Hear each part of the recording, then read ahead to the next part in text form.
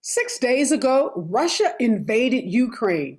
And since that time, there has been an unrelenting attack by the Russians on that country and its residents. This unprovoked attack and war has America on edge as we watch this slaughter play out in nonstop news coverage. More than 500,000 Ukrainian refugees have fled the country as the US and other Western countries have imposed monetary sanctions that is crippling Russia and its oligarchs, including Vladimir Putin. What does all of this mean for Americans, and how will Joe Biden, in his State of the Union address tonight, explain the war and its impact on his administration's agenda and the American economy? All coming up next. Live from Los Angeles, this is the Special Report with Areva Martin.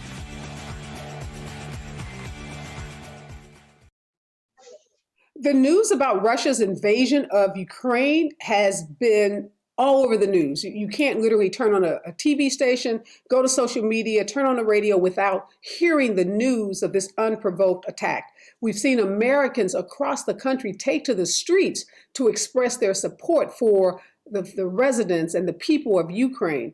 While you also are seeing some Americans scratching their heads, trying to make sense of this war, trying to understand what its impact will be right here on American soil. Will it cause gas prices to go up even higher? Will it impact the price of food at the grocery store? Will it have an impact on the U.S. housing market? So many questions Americans are asking as they prepare for tonight's State of the Union, where millions of people will be tuned in to see how the president, in his first State of the Union address, balances foreign policy and domestic policy. Here to help us make sense of all of this news are some of the nation's leading experts on Russia, on armed attacks, and on political communication strategies. My first guest is Dr. Margarita Balmaceda. She is a professor at Seton Hall and an expert on European and Russian politics. She is the author of Russian Energy Chains, the remaking of technopolitics from Siberia to Ukraine to the European Union. Good morning and welcome, Professor. Good morning. Very happy to be here. Well, let's start with I think the basic question we're all asking is, how has this invasion by Russia into the Ukraine changed the world? Well, it changes the world in very significant ways. It changes the world because it has made clear to all what are Vladimir Putin's intentions. Many actors, political and economic, were very tepid in terms of trying to understand what he was into, and now it is clear. In my book and in my work, I have analyzed how European and American energy companies have actually been in a very close relationship with Russia for many, many years. This is sending a very serious signal about this. So it's changing the world in this way, but it's also changing the world through the reaction that we are seeing. If in the first days of the conflict, support for Ukraine was really very lukewarm, now we're seeing actually most countries in the European Union and the US coming together to send a very clear signal to Vladimir Putin. Let's help us understand the geography, because we're hearing a lot about Ukraine. We're hearing a lot about the borders, and this is a border fight. But a lot of folks probably have no clue about where Ukraine is. I have this map up, and help us understand the relationship, the fact that Ukraine borders Russian territory, why that is so important, the border that they share. Well, that is very, very significant for several reasons. First of all, simply in terms of Ukraine's security. But secondly, because Russia has a tremendous nuclear power arsenal. Even when you could argue that the Russian army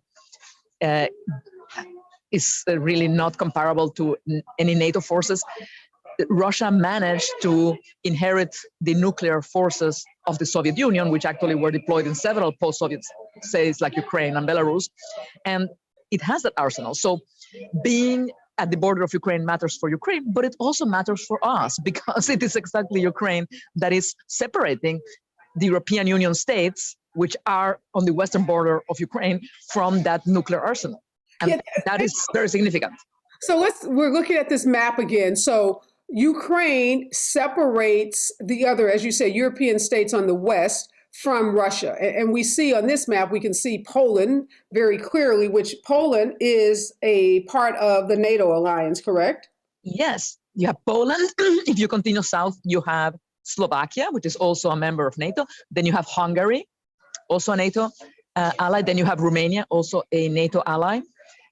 So and then to the south, across the Black Sea, you have Turkey, which is both a major regional power and also a NATO ally. Now, there's a blank in that map a little bit that's to the direct north of Ukraine. That's Belarus, a country that I have also studied in great detail. And Belarus has become a very close Russian ally and is actually sending Russian troops through Belarus and Belarusian troops into Ukraine. So that's very worrisome.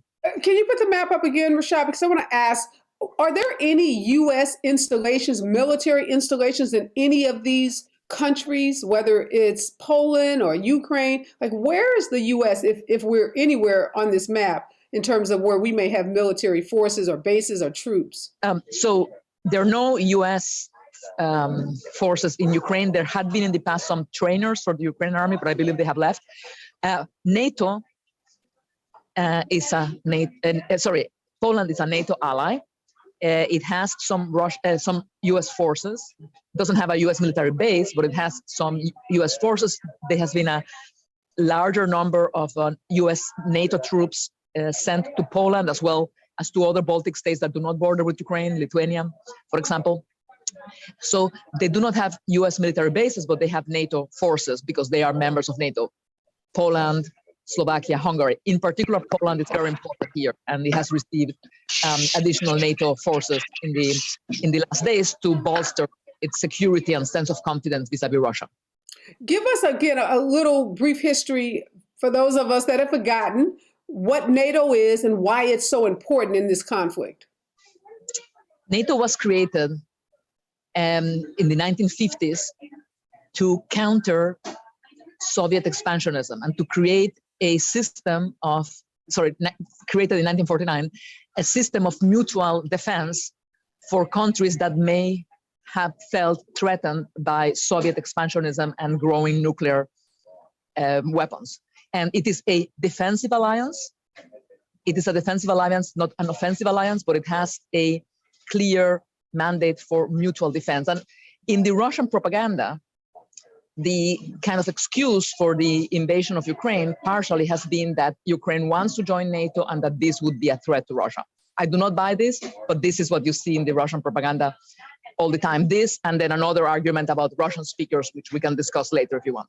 Well, I'm glad you brought up the reason, because again, a lot of Americans are trying to understand this. So one of the reasons that Russia is giving is that the Ukrainians want to join NATO, and that would be a threat to Russian, because you'd have this democratic, NATO-aligned country on its borders, and they believe that would be a military threat to it. But what are the other reasons Russia is giving for why it invaded Ukraine at this moment? So the official reason that it has been given in the last 4 days is that supposedly Ukraine is attacking two little entities that are not shown separately in the map. But in 2014, Russia invaded Ukraine, took away Crimea, occupied Crimea illegally, is still occupying Crimea, and it also supported, propped up two mini entities that are supposedly separatist entities from Ukraine that are basically, in my view, mafioso, non-recognized statelets in the eastern part of Ukraine. This is about 5% of Ukrainian territory. And there has been a lot of discussion about the status of these entities, the so-called Luhansk, so-called Donetsk, quote-unquote, people's republics. Russia has argued that Ukraine is threatening these mafioso entities, in my view, which is not true, because Ukraine has not done anything to attack these entities, and that is the official justification.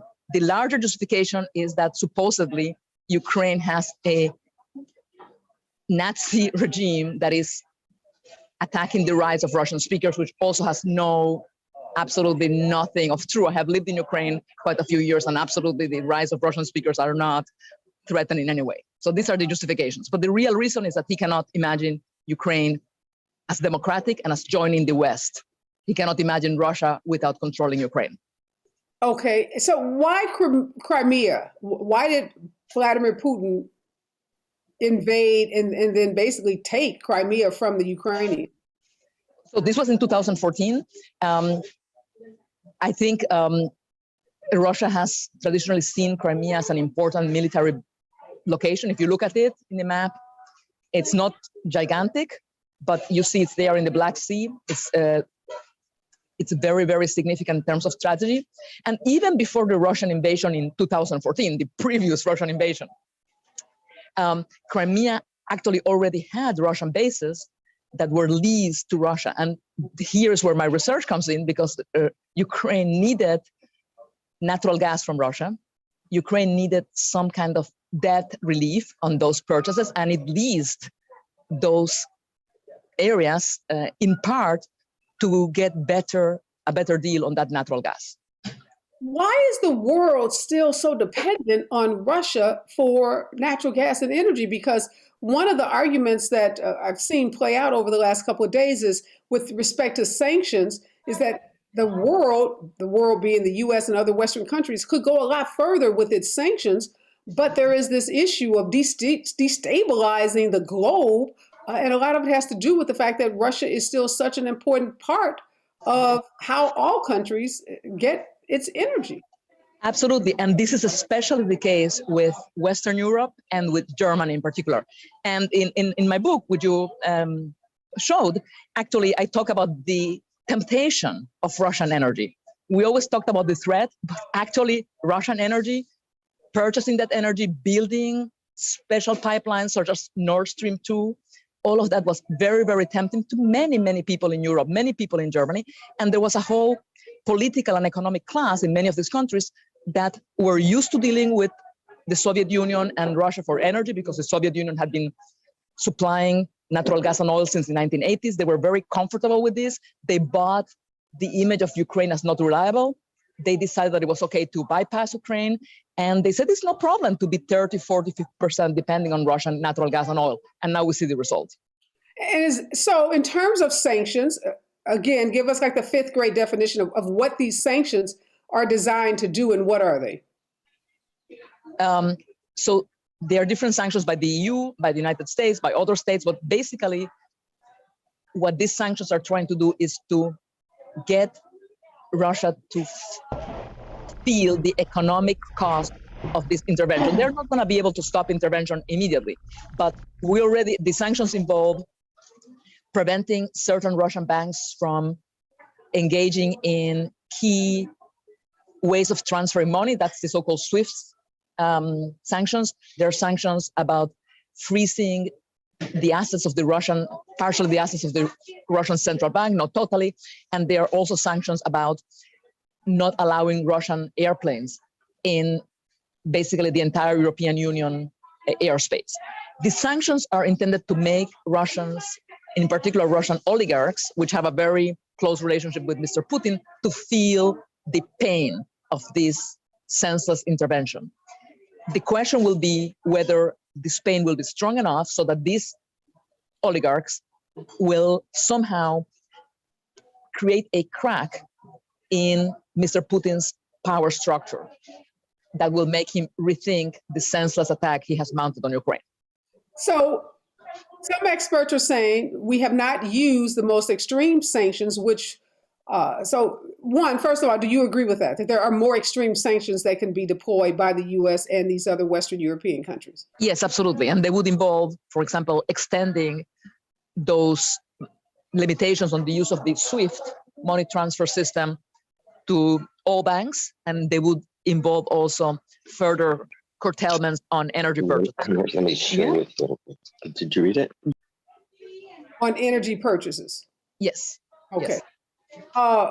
And in your estimation, given that you just said a lot of the European nations are dependent on Russia for this energy and natural oil or gases, is it likely that that sanction on Russian energy is going to come to pass? It may not come to pass today or tomorrow, but we have seen so much development in terms of sanctions in the last week. Things that were unthinkable 6 days ago are happening. Spring is coming. it is possible to, for example, there is an issue about whether Western European states can receive liquefied natural gas to compensate for that gasified gas that comes through pipelines. It's possible perhaps to, maybe it's not possible to build a port to receive that liquefied gas, but it's possible to lease a floating terminal to process that. So many things can be done. There has to be a stronger resolve to do them. So let's go back to NATO for a second. The reason we don't have troops on the grounds in Ukraine and other NATO countries don't is because Ukraine is not a part of NATO. But does NATO, should they be playing a bigger role in providing for the defense of the Ukrainians against this Russian invasion? Because some are suggesting that NATO is partially at fault by dangling this carrot in front of Ukraine about, joining the NATO union, knowing that that would provoke Russians. Well, You're frowning. Why are you frowning? I don't agree with this because Russia attacked Ukraine in 2014. It's not that Ukraine is threatening Russia. If a much bigger neighbor attacks my country and takes 7% of my territory, will I not want to join a defensive alliance against that stronger neighbor? So I do not see it that way. The question of what can NATO do, my thinking has evolved in this. There have been massive attacks on civilians in Ukraine in the last days. Just early this morning, there was an attack in the very center of a very big city in eastern Ukraine, Kharkiv, where quite a few civilians have died. Mr. Putin, I believe, is getting desperate. Is desperate to take Kyiv. It's attacking civilian locations. This reminds me of the situation in Kosovo some years ago. This is a situation where a closing of the skies and having a no-fly zone may be required, and I would support that. So I know that question was asked of Biden yesterday. Did he support a no-fly zone? And he said no. Correct, because he feels it may be a slippery slope. But a lot of things have happened since last night to today. The attacks on civilians have increased, and we are seeing a situation of really many would argue crimes against humanity involved here. So this is a very, very dire situation for civilians. So what would the no-fly zone do? How would that operate? It would involve, I'm not a military expert, but I think it would involve having NATO enforce a ban on military planes over Ukraine. So that could involve NATO countries having troops on the ground and getting involved. No, not troops on the ground, but it's about the airspace. Okay. But I think what I heard the experts say is that if we restrict the airspace, we then have to defend it in case he violates it, right? Because you could say a no-fly zone, but suppose he flies a plane over Ukraine, then what happens? Yes, but I think this is above my pay grade because I'm not a military expert. But in my understanding, it does not necessarily imply troops on the ground. Okay, let's talk about the Russian, the residents. Do you have a sense of? We know this is Putin's war. What are the people we're seeing? Like 3,000-4,000 people in Russia have been arrested for protesting the invasion. How popular or unpopular is this war amongst Russian people? This war is very unpopular. And moreover, Mr. Putin has been telling the Russians for years and years, these are our brothers. There's no difference between Ukrainians and Russians. That's why we have to take them back. Well, and now you're killing your own brothers? This makes no sense, even from the point of view of Putin's own rhetoric.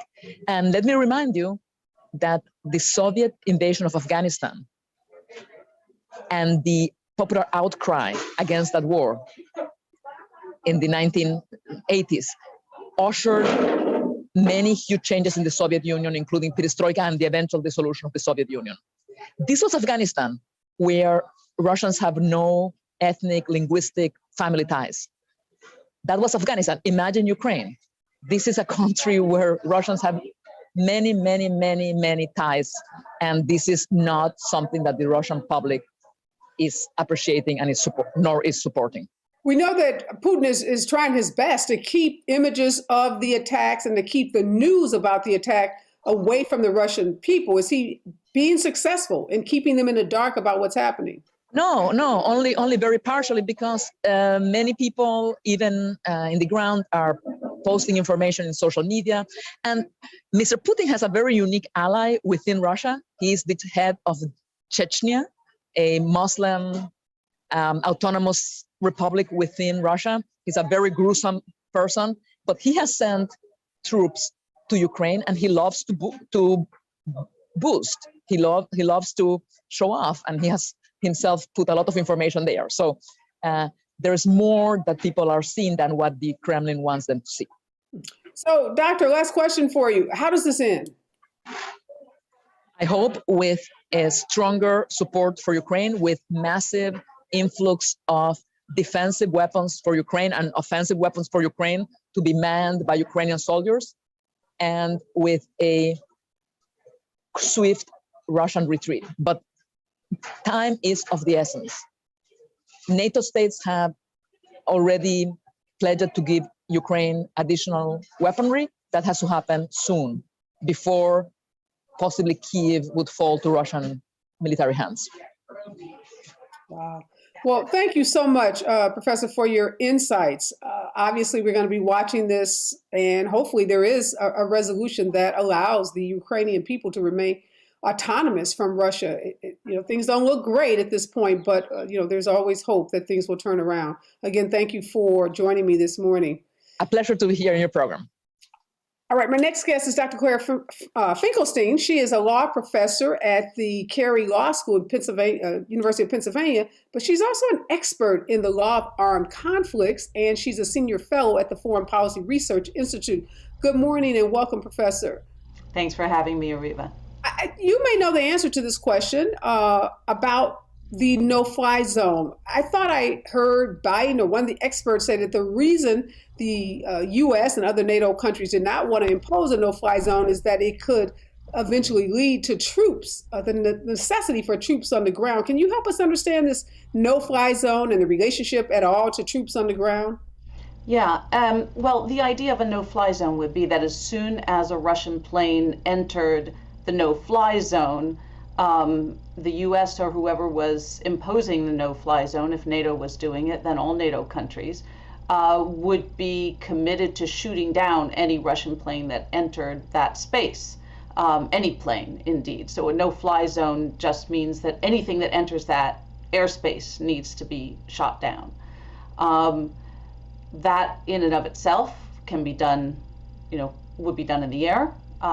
Could be done in the air or from the ground, from another location. But to really enforce a no-fly zone, to be prepared to act fully on the basis of that threat, and once you impose it, you have to act on it, is extremely difficult to maintain and would almost certainly embroil NATO, again, or whoever was imposing it, in kinetic engagement with Russia very quickly, because you know that Russia is not going to observe such a no-fly zone. Now, there are a lot of things that can be done short of a no-fly zone to engage militarily. So we have drawn, it's not at all surprising that President Biden took the stance that he did on that question, because we have drawn the line very well short of imposing anything like a no-fly zone. And there are a lot of measures, as I've been out there on Twitter saying, that we ought to consider before we go to that point. I think one of the most important things to realize here, and I think everyone is starting to figure this out, is that Putin is not going to stop. He has to be stopped. Right. And if the Russians take over Ukraine completely, then he very well runs the risk of moving into other lands, and I don't put it past him to make incursions into Polish territory, even though Poland is a NATO country. So therefore, I think that it's incredibly important for the West to find a way to stop him. Well, what are some of those other measures that you're saying we can use short of this no-fly zone? So the question is whether or not sanctions, number one, the question is whether sanctions are going to be effective. And I believe they are not going to be effective, ultimately. They may slow them down. They may help cut off necessary supplies because they're strangling the Russian economy and so forth. But they're not going to stop him ultimately militarily because he's got a large military that he hasn't deployed yet. And so, and I don't think he cares a lot about Russian loss of life. So he'll keep throwing men and tanks at Ukraine until he manages to succeed. So what is it? So what are the measures that we can take?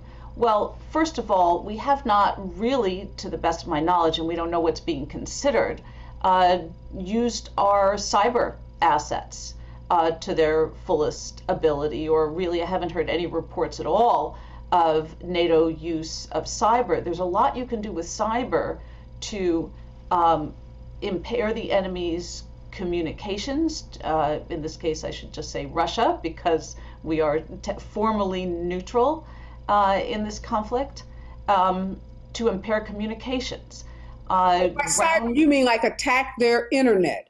That's right. So the sort of thing that Russia itself is really good at, right? We've seen Russia use these techniques over and over again, especially in former Soviet bloc countries. Russia used these techniques to a very great degree in Crimea in the 2014 takeover. We see, to begin with, on the scale of what we can do with cyber, there's a lot that we can do before we cross the line into what's called a use of force, which under Article 2.4 of the UN Charter would mean that we had, by some countries' lights, engaged in an armed conflict. Okay. So since you just said we are neutral, is there any basis for which the U.S. can engage in any of these other actions, such as cyber attack? Absolutely. So first of all, if we engage in attacks that fall short of a use of force, Russia, of all countries, has little basis to complain given the extent that they've used such techniques on us. Of course, Russia's attack on the 2016 U.S. election was a massive cyber effort. On the propaganda end of things, right, on the info war end of things, no one can complain that there's a use of force involved. And we have seen some Russian troops, according to news reports, refusing to progress, refusing to fight, actually. I even heard reports, and again, I don't know if they're true, of some Russian tank drivers actually emptying their own gas tanks so that they didn't have to proceed. That suggests that there's hearts and minds to be won there, and we ought to be engaging in a massive propaganda effort, call it propaganda, but to try to disabuse Russian troops of the false narrative that they've been fed by the Russian government about what they're doing there, what the reason is. For example, there's a lot of false information, such as that Ukraine is covering munitions stockpiles by hiding them behind civilian infrastructure, trying to justify striking at civilians. Now, very likely that's false information, but it's false information that Putin is using, the Kremlin is using, to try to convince Russian troops to keep proceeding. So we need, first of all, to hit very hard on the information, and that's not a use of force. And second of all, we can use cyber to try to disrupt communications. We can even do things, and this potentially could be considered a use of force, like interfering with satellite functioning so that we are knocking out their ability to navigate, right? They use GPS armies are very heavy users of GPS, and they need to be able to access satellite communications in order to use that GPS. Well, we can, potentially assist Ukraine in knocking those things out. So let me ask you this. Things we could do before we get to things like declaring a no-fly zone and preparing to actually shoot down Russian planes. Let me ask you about this nuclear threat. So we woke up over the weekend with the headline that Putin had put his nuclear forces on the highest alert. Right.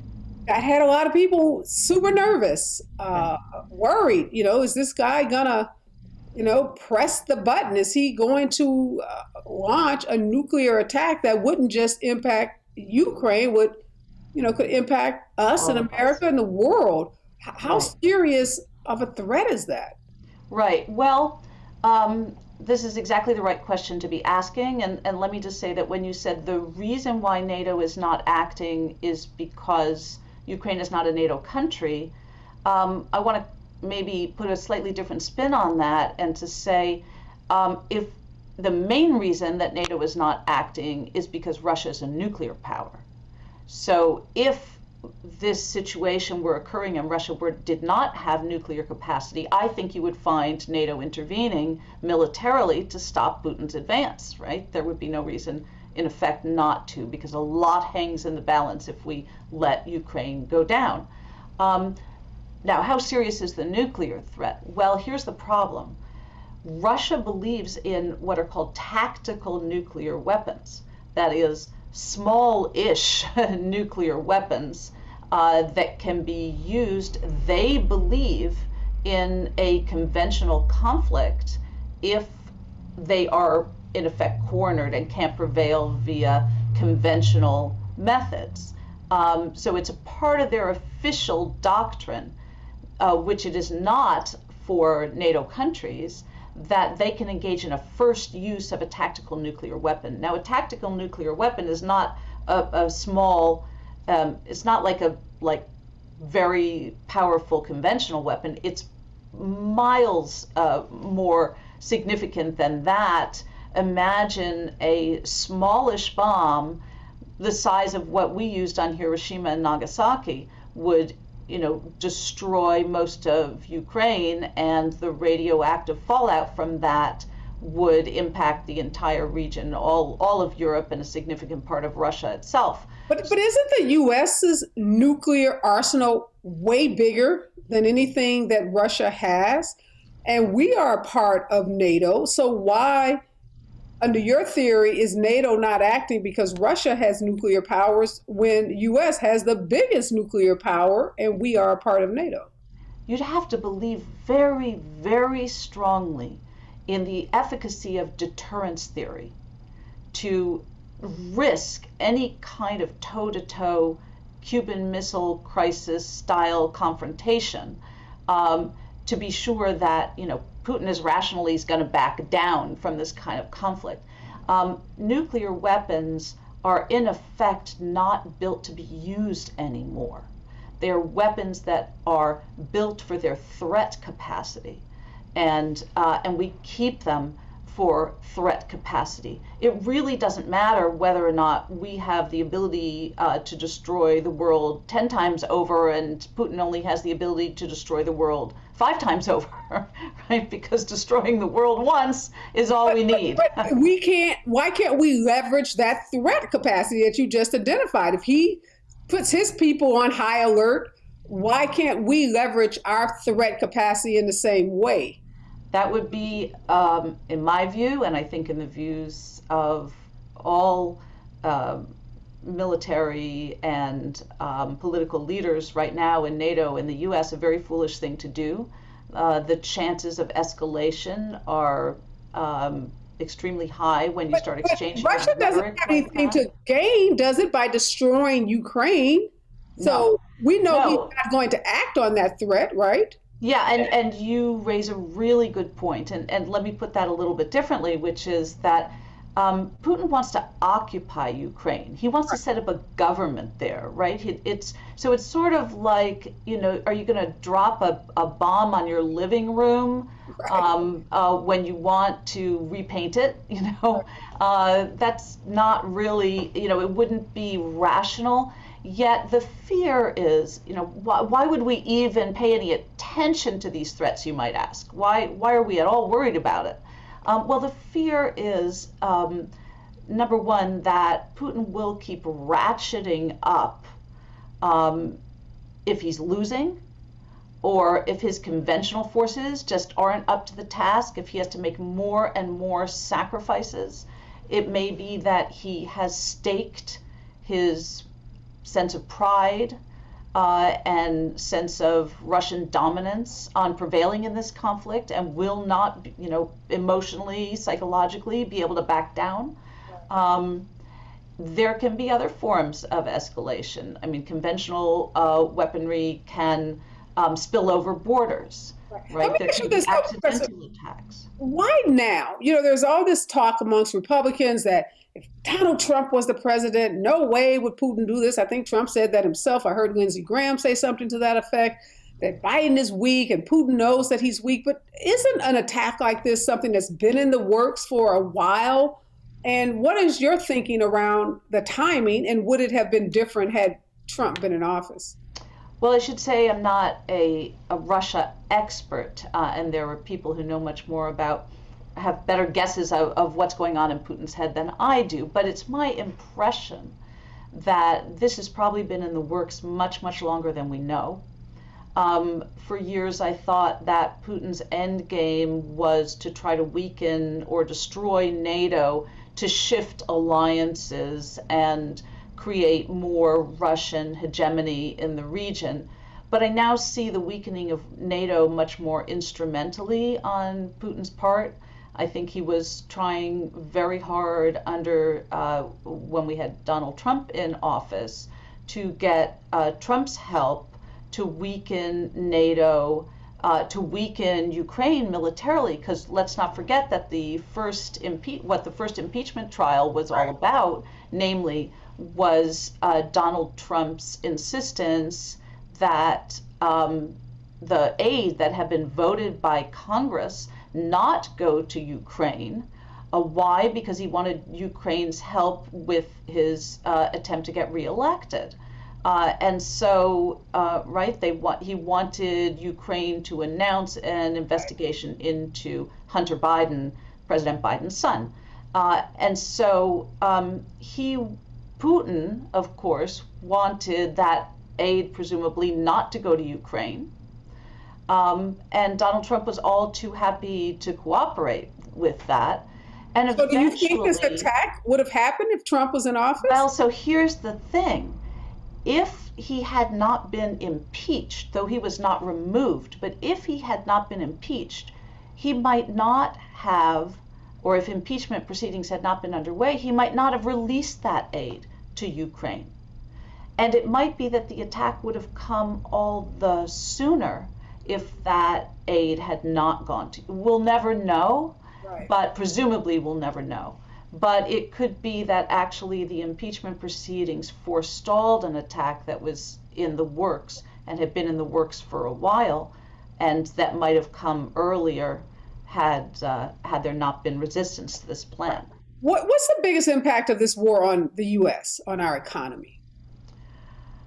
Well, I want to stress, because you talked in the last segment with your last guest a lot about economic impacts here. And I'm not an economist, so obviously there are going to be powerful economic impacts all around the world. We already see that with the stock market significant fall and the price of oil and all of that. But I'm not going to talk about economics because I'll quickly get out of my depth. But I want to stress this. The impact is not just economic. The idea that we are only affected by the price of oil, or to see our gas prices go up at the pump, or maybe we have to cancel some travel plans. If Ukraine goes under, the impact on Western democracy will be felt for many years to come, and whether or not there will be further ramifications of such action. The failure to stop Putin's takeover of Crimea, for example, is leading to this result today. Right. So the idea that we can just sit back if we're willing to tough it out, with our gas pumps, and let Putin take over Ukraine, I think is incredibly short-sighted. Very good point, and thank you so much for pointing that out, Dr. Finkelstein. So thank you for your insights and helping us make sense of this, because a lot of folks we're seeing taking to the streets in support of Ukraine. Obviously, a lot of Americans have family relations, in that country, but helping us understand even beyond those familial relationships and beyond the economics, there is this thing called democracy, which we value greatly and we need to protect. So again, thanks for those incredible insights and for joining me this morning. Thanks so much, Areva. All right, my next guest is Richard Greene. He's a political and communications strategist. He's been on the show lots of times. He's always here to help us understand how is the messaging around these big crises. How's this supposed to work? And today is the State of the Union. So we're going to have the President of the United States making statements about this crisis and having to balance that with what's going on domestically. Richard Greene is here. He's the author of Words That Shook the World. Good morning and welcome back, Richard. Hi, Areva. I'm an optimist, and I really think that there are so many incredible silver linings here. And maybe it's because the invasion happened right after 02/22/2022. Maybe there's a palindrome influence somewhere, but this is really changing the world and for the better for Joe Biden. It's interesting that you say that, Richard, because there are two polls that are out, and of course they are conflicting because it wouldn't be a poll, right, if it didn't confuse Americans. There's the recent ABC and Washington Post poll that says Biden's approval rating is in the toilet, that 55% of the people in the country disapprove of his handling of this crisis and over his overall administration. And then there's this Morning Consult poll just out today that says Biden's approval rating is ticking up and that it's at an all-time high of like 44%, which isn't bad when you compare him to other presidents. So what are we to make of these conflicting polls? Well, remember, you scowled at me when I said that Biden is seen as weak. And this is an opportunity, and I stand by that statement. This is an opportunity for him to be seen as being very strong. Any war situation, remember George Bush when he went into Iraq and that first Gulf War, and George W. Bush being a war president, it always causes the approval ratings to go up because people want a leader to make them feel secure and to make them feel safe. And even Joe Biden's comment yesterday was asked, so are we in danger of a nuclear war? And he goes, no, right? That looks strong, simple, no equivocating, no fumbling, right? No. So the State of the Union tonight is an opportunity for him to repair that weakness in his image and to take advantage of this groundswell of support in the country and around the world for Ukraine and against Russia. And more importantly, it's an incredible opportunity for him to pitch this as this epic struggle between democracy and autocracy. And he is on the side of the right. And guess who's not on the side of the right? The Republican Party.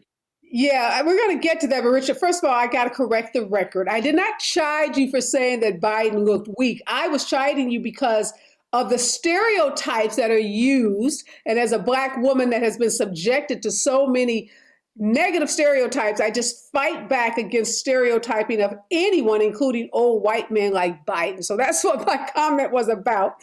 Let's just be clear. And I understand you were talking from a communication standpoint that people perceive strength and weakness in ways that people present themselves, how loud their voice is, how they walk, how they look, all of that goes into people's perceptions. And I was fighting back saying, well, we shouldn't judge people because their voice is softer and it's not big and loud like Donald Trump. So that was it. But you're right. Let's talk about these Republicans. And I want to know, are they going to pay a price?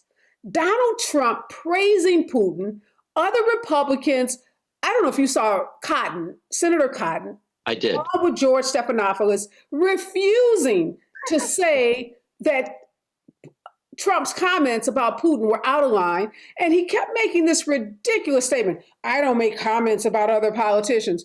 And George is like, dude, if Biden said what Trump said about Putin, you would be all over Biden. So what is this? I don't make comments about other politicians. If you want to know what Donald Trump has to say, you have to invite him on. It was the most disingenuous BS ever. Are you trying to say that Republicans sometimes are hypocrites? I don't know. I was so outraged by watching that interview. I wanted George to just say, okay, you know what? Bye. Like, you're an idiot. Exactly. Goodbye. No, I think Biden has an incredible opportunity. And actually, I sent, a little bit of a speech suggestion to some people that I know who are in the White House. Right. And I think we have to say, this is not the time to compliment dictators, right? This is the epic struggle between the voice of the many in a democracy and the voice of one in a dictatorship. And I call on members of the other great American party to join the unanimous Democratic Party in condemning Vladimir Putin and autocracy. Great, great, great way to say that. Show that picture of Putin at his 40-foot table, like he's at one end and everybody else. I mean, it just gives you this great visual of this guy, one guy against the world. I just think it's such a powerful statement about what we're fighting against. As you put it, it's the world against this one autocrat. I hope Biden can do that in a clear, concise way that you just did it. I hope those notes make it to the people at the White House. How many times do you think he's torn up the speech? Because 6 days ago, this wasn't the speech he was going to give, Richard, right? He was going to be domestic policy and Supreme Court justice. See, it's such a golden opportunity for him to be a strong, unifying leader of the United States on behalf of democracy, and also to be seen as a strong leader around the world against a guy that is clearly a bad guy. I mean, there's no nuance here. This is good versus evil. And I think Joe Biden's going to benefit. I'd be willing to bet anything that his poll numbers will go up over the next few weeks. So we saw Romney come out and, he sticks his head out occasionally. Almost treasonous. Yes, he made that powerful statement. Mitch McConnell has been, has said the right things about Putin, but there's still some other Republicans. What are you going to be looking for tonight when Biden makes those powerful statements you just said, and those Republicans are sitting on their hands, when they won't clap, when they won't stand up? What should that tell us about the party? And should they pay a price again for their actions that will speak to support of Putin? Yeah, so the really interesting thing about this State of the Union is every president tries to avoid overtly partisan political language. They try to take the high road. So if Biden does it, and as a speechwriter, it's really tough, right? How do you slam Donald Trump and Tucker Carlson and Tom Cotton and all these crazy Republicans without appearing partisan? Because a third, 45% of the country kind of has some connection to that party. I think he has enough good speech writing around him that he's going to find just the right words where it's going to be impossible for even people like Tom Cotton to not stand up and cheer. Because again, this is protecting America, protecting democracy, protecting a truly innocent victim, Ukraine. And I think things are going to be happening for a while, not just the State of the Union. Daniil Medvedev is the #1 tennis player in the world. Andrei Rublev is like number 6 or 7. They're going to be playing next week in Indian Wells. What's going to happen there? The fact that Russia can no longer essentially play football or soccer. I mean, things are crashing down on Putin, and Biden's going to be the beneficiary if he stays strong. And again, as I say, I'm an optimist. I think there are huge silver linings here.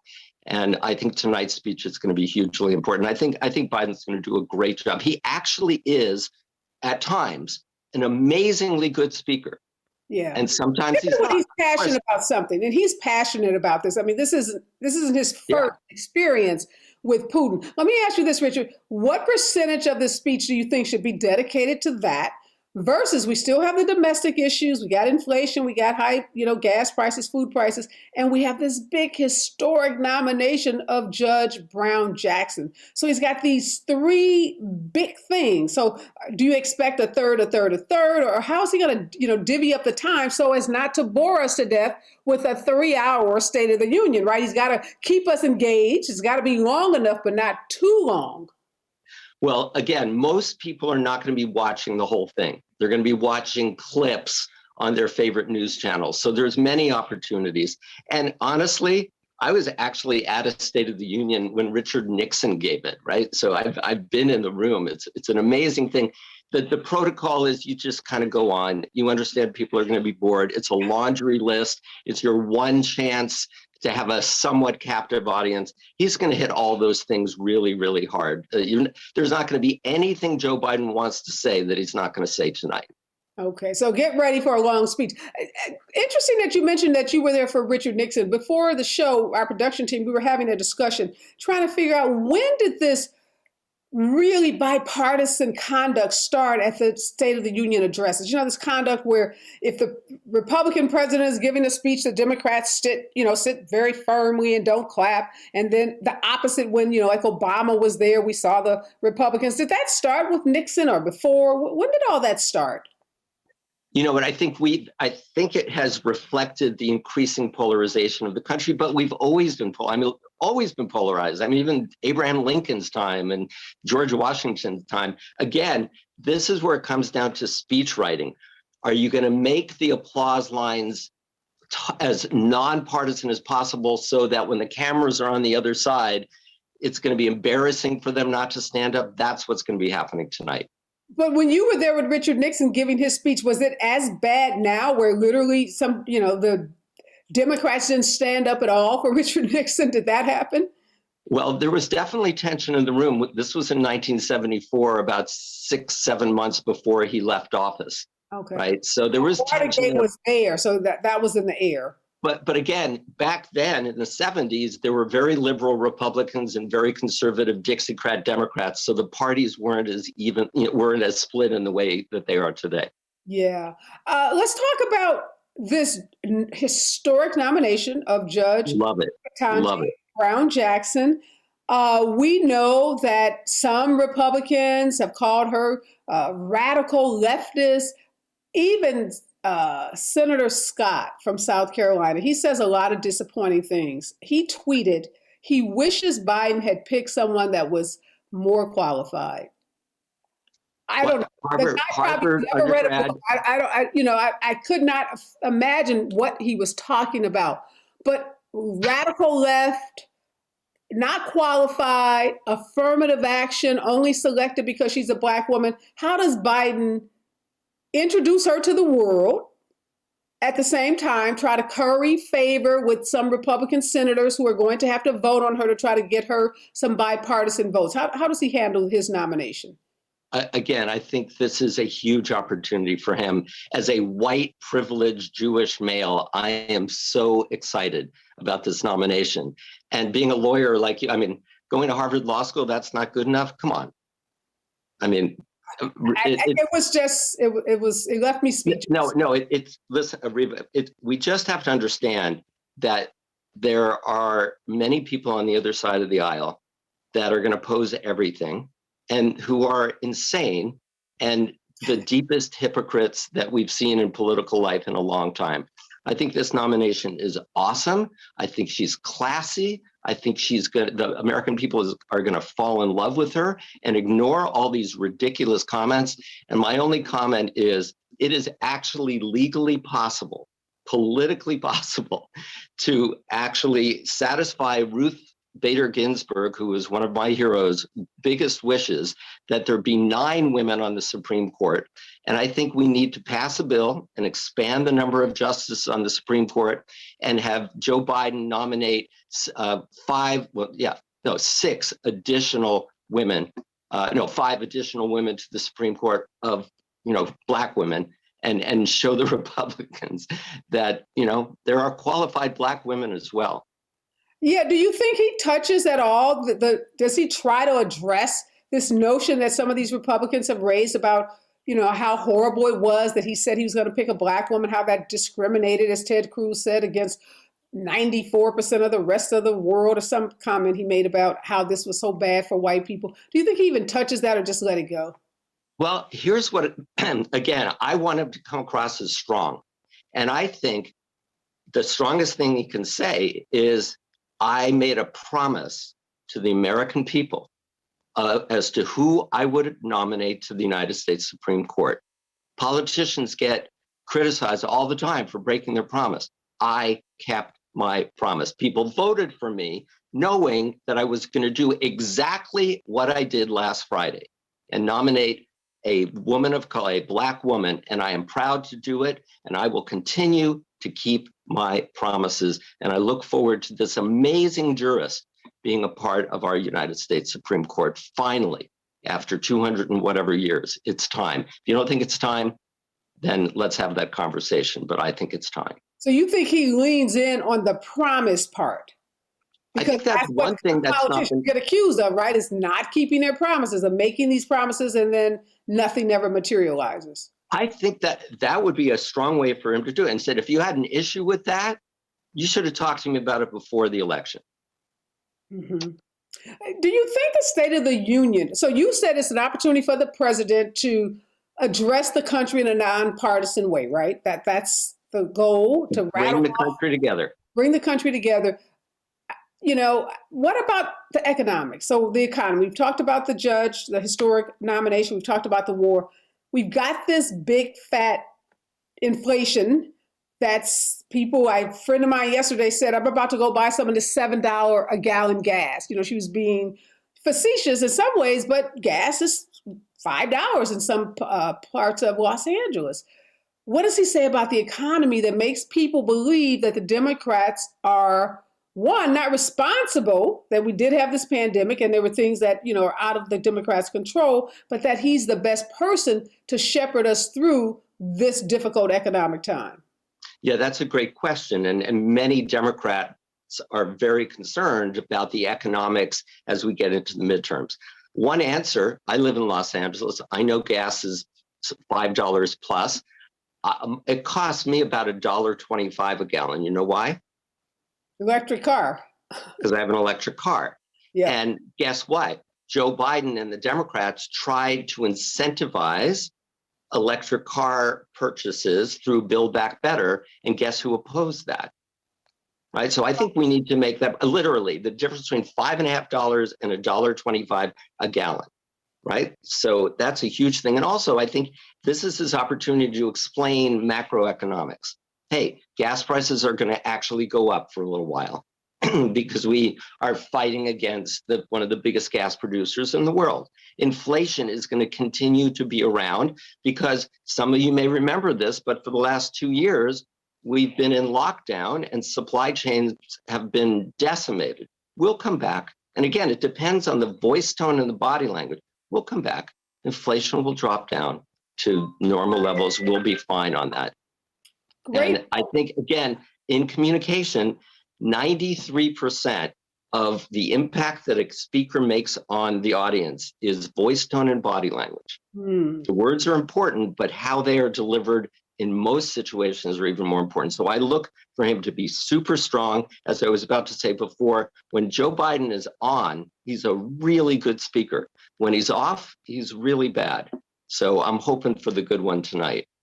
Well, I am too. I'm rooting for the good Joe to show up and to be strong as you've defined it. And I agree with you 100%. Voice tone, body language, all is going to make a huge difference in how he comes across to the American people. Thank you so much, Richard, for your insights and helping us, have a way to watch this State of the Union, the clips, or if we stay for the whole 2-hour event, but watching his tone, watching his body language. We're going to be watching who stands up, who claps. We're going to be watching those frowns on the faces. You know, the camera is always good at catching somebody sleeping, someone's fiddling in their pocket, and then there's always those, frowns. Can I just say one last thing? How excited I am that for the second time, we're going to have 2 women sitting behind this white male.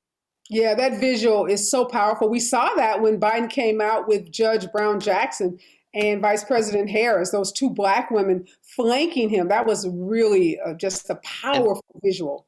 And for people who criticize Joe Biden, and yes, he looks weak at times, he's not great on certain things, but he is creating the most diverse government, has already done so in the history of the United States. And we're going to see some of that tonight. No, that's such a great point, Richard. And he has appointed more Black women to the federal appellate bench than any president ever. So he is diversifying the federal bench in ways that we've never seen before. And that's what has people angry. They're mad. They're just some people who want the status quo to remain. And that's why they're so upset. Well, we white people are just going to have to get over it. Yeah, talk to your friends, Richard. Y'all my are friends are all on my side. It's not my friend. I don't know these other people. Some of your white friends are wilding out about things. Literally, one Black woman on the court. You've had a gazillion white men, right? Nobody raised all these issues when it was white man after white man after white man, year after year after year. It was never an issue. And now all of a sudden we get one seat on that 8. I mean, one. And now the world's going to end. But thank you, Richard, for your voice and always helping us understand what's happening in the world of politics and the world of communications. Be well. We'll have you back after the State of the Union to see, did Biden do all the things you recommended? And if he gets, an A for the good Biden, or I'm going to give him maybe a C- if he doesn't show up in his full passionate form. Because we know, as you said, when he's good, he can be really good.